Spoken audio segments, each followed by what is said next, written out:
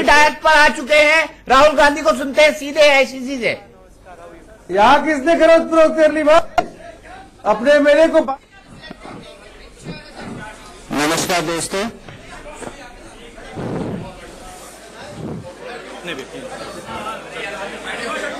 कर्नाटक में प्रजातंत्र की विजय के बाद कांग्रेस अध्यक्ष श्री राहुल गांधी का एक बार फिर भारतीय राष्ट्रीय कांग्रेस के प्रांगण में हम अभी दोस्तों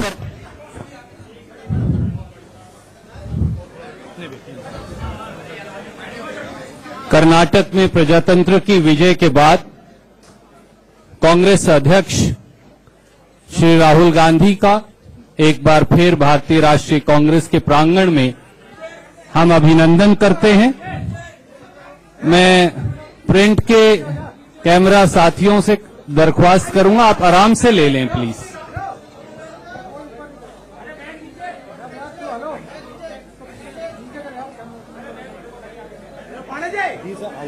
These are ours.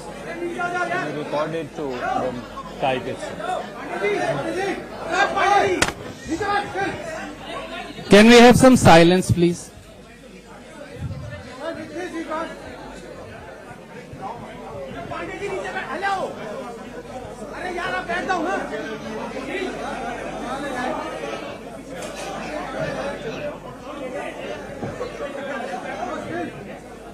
भैया पूरा डिस्टर्ब हो रहा है। अब मेरी प्रिंट के साथियों से दरख्वास्त है, आपने अपनी पिक्चर्स ले ली हूं तो आप पीछे चले जाएं, तो बाकी सब मीडिया के साथी यहां इंतजार कर रहे हैं। धन्यवाद। आप कृपया करके वहां आ जाइए। मेरी प्रिंट के सब साथियों से एक बार फिर दरख्वास्त है, आपके ही दूसरे साथी आपकी वजह से उनको तकलीफ हो रही है, आप सब पीछे आ जाएं। आप सबसे भी मेरी दरख्वास्त है, कृपया इधर आ जाएं ताकि कांग्रेस अध्यक्ष अपनी बात कह सके। उधर भी जो साथी खड़े हैं आप भी कृपया अगर बैठ जाएं। मैं एक बार फिर कांग्रेस अध्यक्ष श्री राहुल गांधी जी का बहुत बहुत अभिनंदन करता हूं। कृपया आपको शांति का ध्यान तो थोड़ा दान करना पड़ेगा और आप कृपया बैठ जाएं। आप सबसे वरिष्ठ फोटो जर्नलिस्ट हैं, आपको तो जरूर बैठना पड़ेगा और हमारे बुजुर्ग भी हैं। धन्यवाद। दोस्तों, प्रजातंत्र की जो आज जीत हुई उस पर एक संक्षिप्त वक्तव्य देने के लिए कांग्रेस अध्यक्ष और हम सब के नेता राहुल जी आपके बीच में हैं। कृपया शांति का दान रखिए। आदरणीय Rahul Gandhi ji.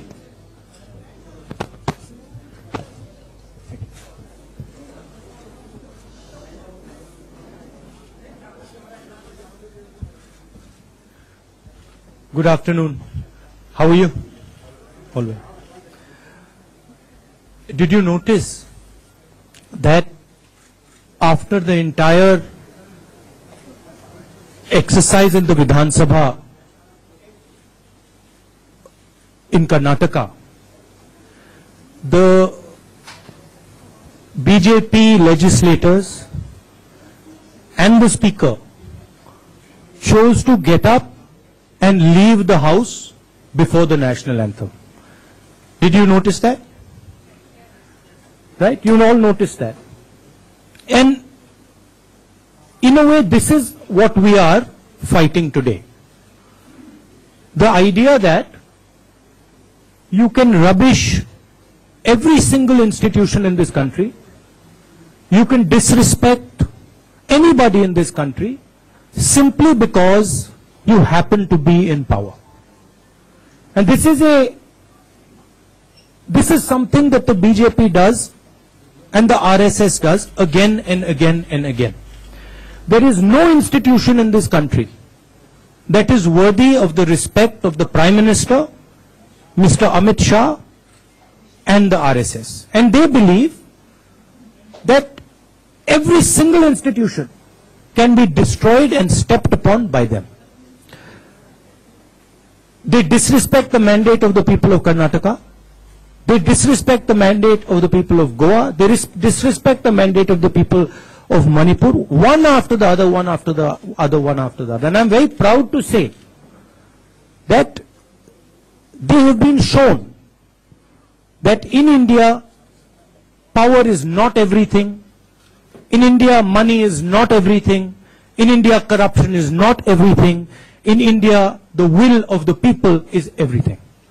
And I would like to give my best wishes to the people of Karnataka, thank the people of Karnataka, give my best wishes to all our party members, all our party leaders, my best wishes to Mr. Devgowda, his party members and leaders for defending what is much more than simply the election of Karnataka.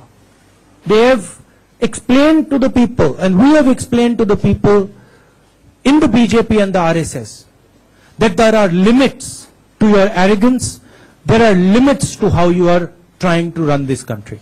And I hope the BJP and the RSS learn a lesson from this, that the institutions of this country, the will of the people of this country, cannot be disrespected. I also would like to tell my media friends that you have seen openly right in front of you, and especially youngsters in this country, you have seen openly right in front of you how the Prime Minister has authorized, directly authorized, the buying, purchasing of MLAs in Karnataka from our party and from the JDS.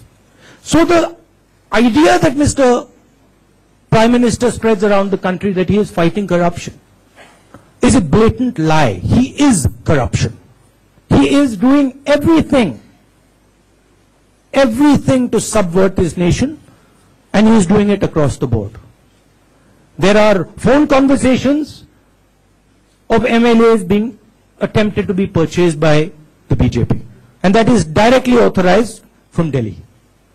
So this is what I wanted to tell you. I am very proud that the opposition has stood together and defeated the BJP, and we will continue to do so. थोड़ा मैं हिंदी में बोल देता हूं. देश की जनता ने television पे देखा कि कर्नाटक की विधानसभा में नेशनल एंथम होने से पहले, बजने से पहले बीजेपी के जो मेंबर्स थे, स्पीकर थे, वो उठ के चले गए. ये उनकी एक निशान है कि वो हिंदुस्तान के किसी भी इंस्टीट्यूशन को, चाहे वो पार्लियामेंट हो, विधानसभा हो, सुप्रीम कोर्ट हो, किसी भी इंस्टीट्यूशन की इज्जत नहीं रखते हैं. और मुझे बहुत खुशी हुई है कि आज बीजेपी को, प्रधानमंत्री जी को, मर्डर अक्यूज्ड अमित शाह जी को देश ने दिखाया है कि इस देश के इंस्टीट्यूशंस आपसे बड़े हैं, आपके पैसे से बड़े हैं, आपके पावर से बड़े हैं.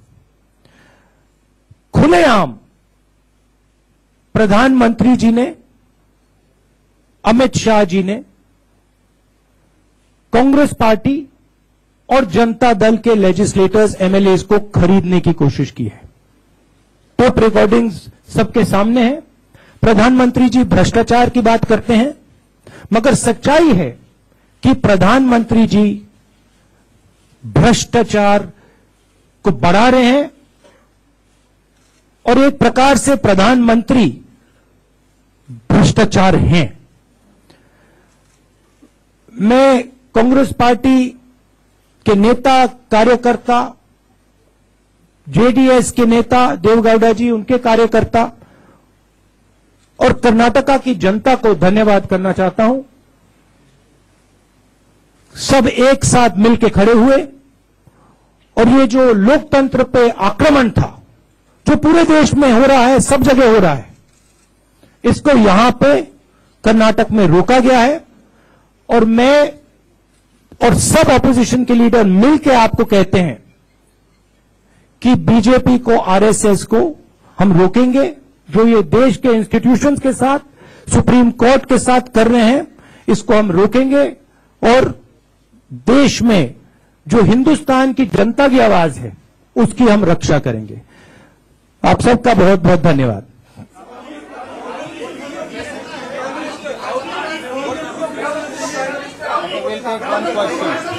भाई एक एक करके please. I can't do it like this. If you all speak together, then we will not be able to take any questions.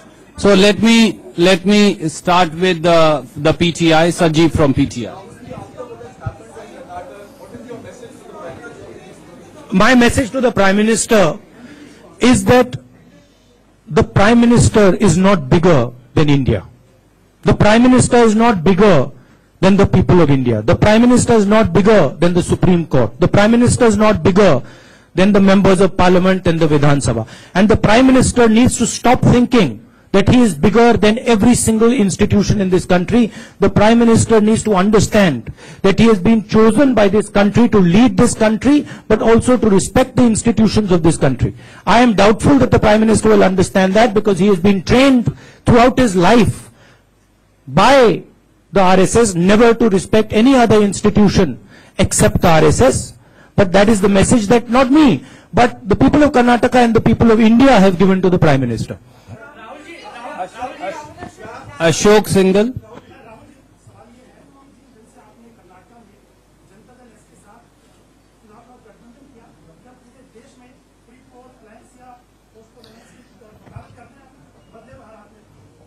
देखिए, कर्नाटक में हमने कर्नाटक की जनता की आवाज की रक्षा की है.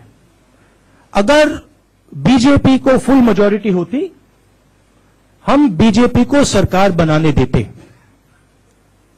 मगर सच्चाई है कि बीजेपी के पास कर्नाटक की जनता का सपोर्ट नहीं है. अगर आप हमारे एमएलए जेडीएस और हमारे एमएलए को जोड़े, सरकार हमारी बनती है. दूसरी बात, अगर आप टोटल वोट को जोड़ें, जिन लोगों ने हमारा समर्थन किया है, जेडीएस का समर्थन किया, तो कंपैरिजन ही नहीं है.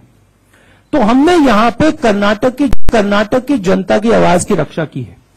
और हम हर प्रदेश की जनता की आवाज की रक्षा करेंगे. जहां भी हमें लगेगा कि बीजेपी लोकतंत्र पे आक्रमण कर रहा है, इंस्टीट्यूशंस पे आक्रमण कर रहा है, सुप्रीम कोर्ट पे आक्रमण करना है, वहां आपको कांग्रेस पार्टी दिखाई देगी. और हम इस देश की इंस्टीट्यूशंस, इस देश की जनता की आवाज की रक्षा करेंगे. Karthikeya from Beyond. Sir, you can't. Sir, you will have to have discipline of नहीं, the. इसका ये मतलब नहीं है. इसका मतलब ये है कि हम सब मिलकर, ऑपोजिशन मिलकर, कोऑर्डिनेट कर बीजेपी को हराएगा. इसका ये मतलब है.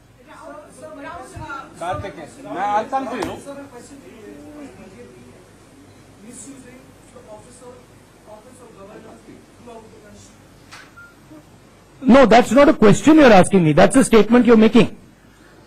And I know that is what is in your heart. You know that. Every single other person in the country knows that. This is not a question anymore. A question is something that people are looking for an answer for. The answer is very, very clear. This is a statement you're making, and I fully support your statement. The BJP is 100% attacking every single institution of this country, including, my friend, you. It is also attacking all of you. Now, unfortunately, fortunately, some of you are very brave, and you take them on. And I'm very proud of you for that. And unfortunately, some of you need a little bit of maybe support from us or a little push from us to attack them. But everybody in this country knows that the Prime Minister's model of leadership is not that of a democratic person, it is that of a dictator. Everybody knows that. You know that, I know that. Supreme Court knows that. Even the Prime Minister knows that. Last question, please.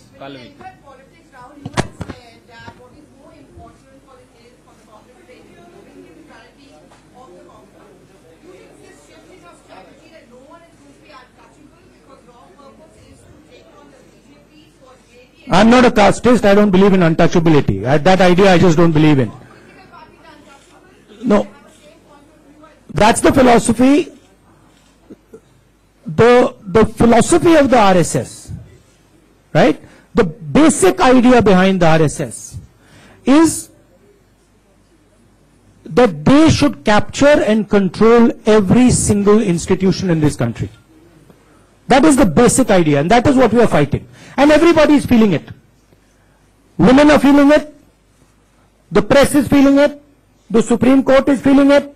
The opposition is feeling it. Why? Even Mr. Narendra Modi's MPs and MLAs are feeling it.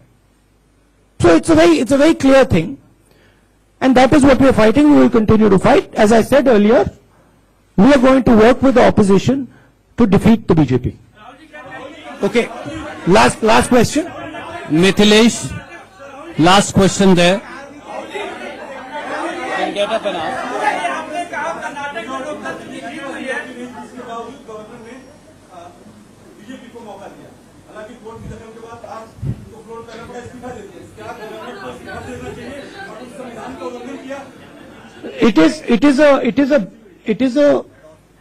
It is a bigger issue. Whether the governor should resign or not, that is one issue. But there is a bigger issue. The bigger issue is that there is no institution in this country that is immune today from the assault of the RSS. There is no institution. The governor, with all due respect, has no choice. Even if you were to say, make the governor resign and replace him with a new man, that man will behave the same way this man behaves. It is because he has no power anymore. The power is now completely controlled by the Prime Minister and by the RSS. So yes, it's a good idea if he resigns. But I can guarantee you that under the BJP regime, the next man will do exactly the same thing. That's the point. Thank you.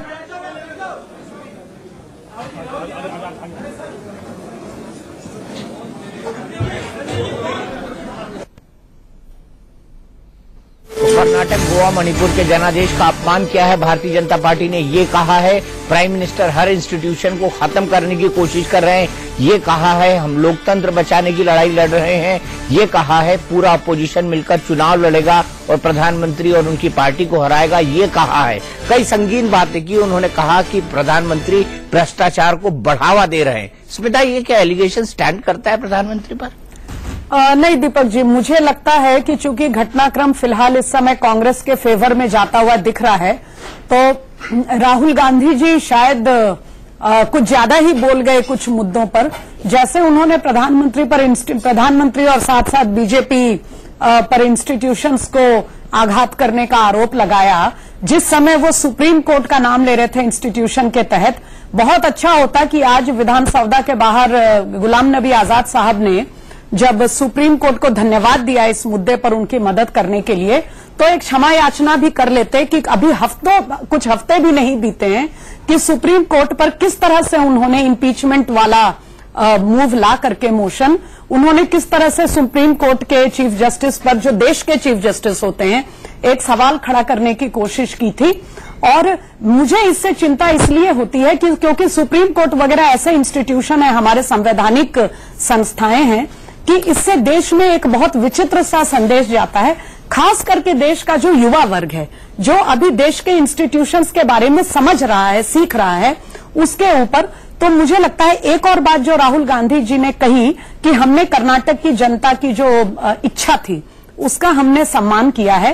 तो किसको कितनी सीटें कर्नाटक के result में आई हैं ये तो हम सबके सामने है, सार्वजनिक है ये पूरा। तो इसीलिए ये ठीक है कि जब लोकतंत्र में किसी को स्पष्ट बहुमत नहीं होता तो किसी न किसी कॉम्बिनेशन को आगे आना पड़ता है। अगर कोई प्री पोल कॉम्बिनेशन मौजूद नहीं है तो पोस्ट पोल अलायंस की संभावना रहती है। लेकिन उसके लिए यह कहना कि हमने जनादेश के मुताबिक फैसला किया, और मैं ये जरूर कहना चाहूंगी कि आंशिक रूप से आज राहुल गांधी जी इस लिहाज से बेशक सफल हो गए हैं कि उनके ऊपर यह आरोप लगता था कि वो रणनीति के मामले में उनमें वो फाइटिंग स्पिरिट नहीं है, वो किसी चीज में पहल नहीं ले पाते। उस लिहाज से देखा जाए तो निश्चित रूप से चाहे ये राहुल गांधी जी का फैसला हो या उनके जो रणनीतिकार हैं, पार्टी के अन्य जो वरिष्ठ नेता हैं, निश्चित रूप से पार्टी अध्यक्ष के रूप में राहुल गांधी को क्रेडिट जाएगा कि उन्होंने कम से कम कर्नाटक के संदर्भ में एक फाइटिंग स्पिरिट दिखाया, ये दिखाया कि वो एक नकारात्मक परिस्थिति में भी कुछ करने का मादा रखते हैं। लेकिन दीपक जी, ये एक बहुत ही आंशिक सफलता है, क्योंकि नेता की पहली परीक्षा होती है कि क्या वो जनता में जाकर अपनी पार्टी को जीत दिला सकता है। जो जीता वही सिकंदर। अभी तक चुनावी राजनीति में राहुल गांधी जी अपनी पार्टी को लीड करके और जनता में सीटों के लिहाज से पार्टी को एक स्पष्ट जीत दिला पाए, इसके मिसाल बहुत कम है। तो मुझे लगता है कि अगर उस तरफ वो बढ़ेंगे तो उनका नेतृत्व स्थापित होने में ज्यादा बेहतरी रहेगी। लेकिन इतना जरूर है कि लॉन्ग टर्म में तो मैं नहीं कुछ कहूंगी, क्योंकि कर्नाटक भी राजनीतिक रूप से भारत का एक बहुत ही वॉलेटाइल, बहुत ही अनिश्चितता वाला प्रदेश रहा है। लेकिन आज कम से कम ये सच है कि येदियुरप्पा जी का फिलहाल इस समय अध्याय बंद हो गया है। अब जो परीक्षा है वो कांग्रेस और जेडीएस नेतृत्व के लिए शुरू हुई है। गुलाम नबी आजाद साहब, राहुल गांधी जी जितना मर्जी क्रेडिट लें, वास्तविकता यह है कि मुख्यमंत्री एचडी कुमारस्वामी बनेंगे और जेडीएस जिसका भी अलायंस पार्टनर बनता है वो बहुत आसान अनुभव नहीं रहता है। ये हमने पहले भी देखा हुआ है। भाजपा के साथ भी यही कुमारस्वामी जी की सरकार बनी थी और कितना वो उठापटक वाला दौर था और कितना कटु अनुभव भाजपा के लिए रहा। तो मुझे लगता है कि कांग्रेस को भी अब सचेत हो जाना चाहिए। जी हाँ, कि बहुत आसानी से एक सरकार लंबे दौर तक चलेगी, इसको लेकर आश्वस्त ना हो, बल्कि काफी सतर्कता के साथ वो आगे बढ़े। मुझे तो ऐसा लगता है। सैयद जफर इस्लाम जी, एक बात का क्रेडिट तो स्मिता ने भी दिया, मैं भी दूंगा कि राहुल गांधी ने ये जताने की कोशिश की कि वो निगेटिव परिस्थितियों में भी डिसीजन ले सकते हैं। ये उन्होंने दिखाया और अपने रेगुलर प्रोग्राम भी जारी रखे और इस पर वो लगातार फैसला भी लेते रहे, क्योंकि गोवा में उन पर आरोप लगे कि वो फैसले नहीं ले पा रहे। लेकिन मैं यहां जानना चाहता हूं, अपनी प्रेस कॉन्फ्रेंस में क्या उनको चीफ जस्टिस ऑफ इंडिया के बारे में जो इम्पीचमेंट लाए थे, जो कपिल सिब्बल उनके खिलाफ पिटीशन लेकर गए थे, उसका भी जिक्र करना चाहिए था कि नहीं, हमसे गलती हो गई?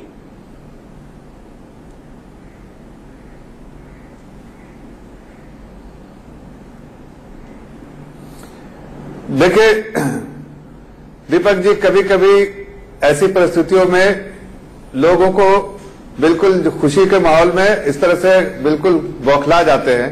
उसी तरह राहुल गांधी ने इस बौखलाहट में खुशियों के कुछ अजीबोगरीब बात कह डाली। मुझे उनको याद दिलाना चाहिए और मैं चाहूंगा कि उनको याद दिलाऊं कि जिन शब्दावली का उन्होंने इस्तेमाल किया, तो मुझे मजबूरन उन्हें एक करप्ट और रेपिस्ट राहुल गांधी की तरह के साथ संबोधित करना पड़ेगा, इसलिए कि वो रेपिस्ट भी है और वो करप्ट भी है। वो आपको मालूम है कि वो बेल पे बाहर है और आपको मालूम है कि वो रेप के केस में कहां तक वो उनका केस गया था, ये भी मालूम है। जिस तरह की टिप्पणी उन्होंने की हमारे राष्ट्रीय अध्यक्ष के बारे में, गलत था। जहां तक मेरी जानकारी है जफर भाई, उनके ऊपर इस तरह का जो इल्जाम था गलत था। मुझे नकार देने वाली बात है, गलत है।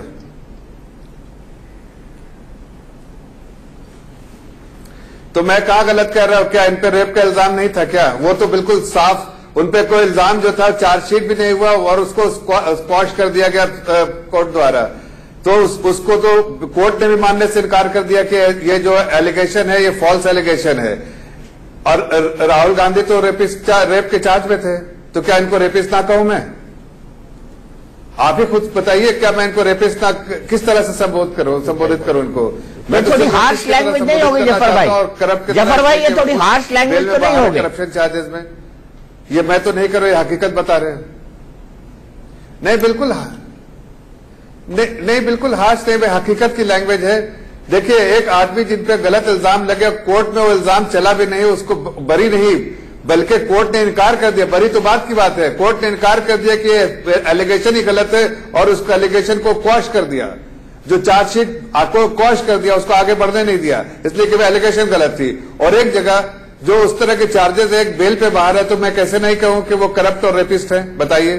नहीं, जब अपने शब्दावली का कोर्ट ने ही खत्म कर दिया मामले को, जब कोर्ट ने ही खत्म कर दिया मामले को, तो ऊपर ये एलिगेशन लगता कैसे है? आप कब कह रहे हैं कि कोर्ट ने खत्म कर दिया?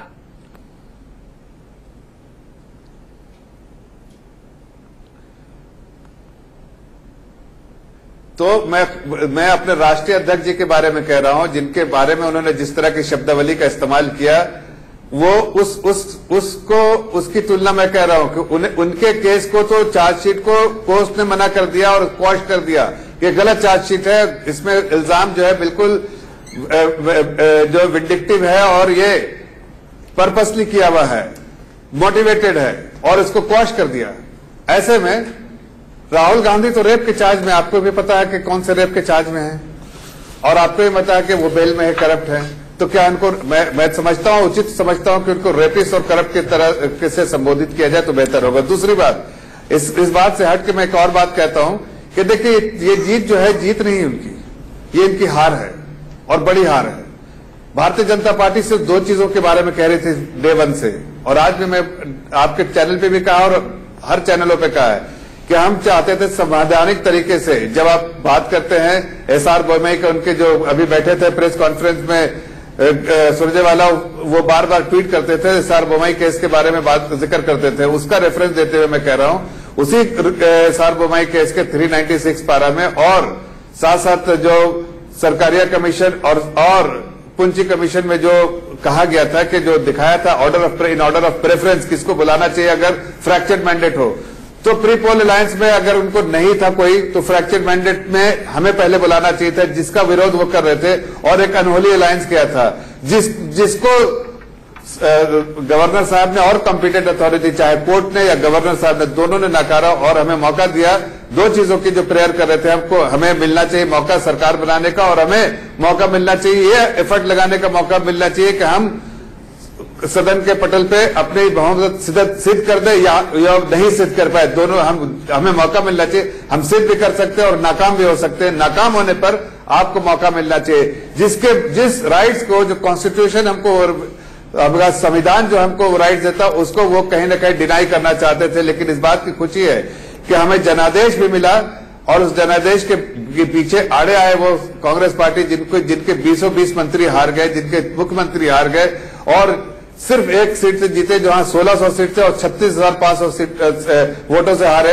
ऐसे में जनादेश बिल्कुल साफ जाहिर है कि भारतीय जनता पार्टी की, जिसकी 40 सीटें 140 सीटों से 104 का वोट शेयर भी जो है वो अगर परसेंटेज में देखें, रेफरेंस पॉइंट पे देखें तो 20% से 37% है, यहां पर उनके 36 से 37.5% हुए, और जेडीएस भी आ रही। तो जनादेश हमारे साथ था। आप उन लोगों ने इस जनादेश को जो जनता ने दिया उसका विश्वासघात करते हुए इस जनादेश को जो है ठुकराया, और चोरी से दोनों हाथ मिला के आज सत्ता में काबिज रह सकते हैं। लेकिन 4 दिन की चांदनी और अंधेरी रात होगी, इसलिए ये कहावत सुना आपने, और होगी इसलिए कि ये सरकार नहीं चल सकती। और उसकी वाहिद वजह है कि दोनों पार्टियां सत्ता के लालच में रहती है हर वक्त, और सत्ता में काबिज रहने के लिए लोगों का विश्वास खो के भी वो सत्ता में काबिज रहना चाहती है। और हमें इस बात का गर्व है कि हम फिर से वापस जाएंगे लोगों के बीच में, उसी जनता के पास में जिन्होंने जिसका विश्वास हमें प्राप्त है। और हम थोड़े से कमी रह गई थी, इस बार जनता चाहे वो 7 हाथ अकेले लड़े या 7 लड़े, हमें जनता भरपूर प्रचंड बहुमत से वहां जीत दिलाएगी। इसका फायदा हमें होगा, इसका फायदा आपको होगा। आपका पॉलिटिकल एनालिसिस है ये। महेश भाई, मैं जानना चाहता हूं इससे कर्नाटक की राजनीतिक हवा का क्या होगा, खासकर 2019 में? क्या कुछ सिंपैथी फैक्टर के वोट येदियुरप्पा ला पाएंगे लोकसभा इलेक्शंस के लिए? क्योंकि बीजेपी के लिए तो अब मिशन 2019 सबसे बड़ी चीज है। जाहिर सी बात है दीपक भाई कि आम चुनाव को लेकर ही मुझे ऐसा लगता है कि बीजेपी आला कमान ने पूरे खुले तौर पर येदियुरप्पा को ये पूरा राइट दे दिया था, वीटो दे दिया था कि आप ही तय करें। क्योंकि 2019 के आम चुनाव में सारी चीजें जो केंद्रित रहेंगी वो दिल्ली नरेंद्र मोदी के आसपास इर्द गिर्द घूमेंगी, क्योंकि 2019 का मिशन ज्यादा बड़ा मिशन है। ठीक है, ऐसे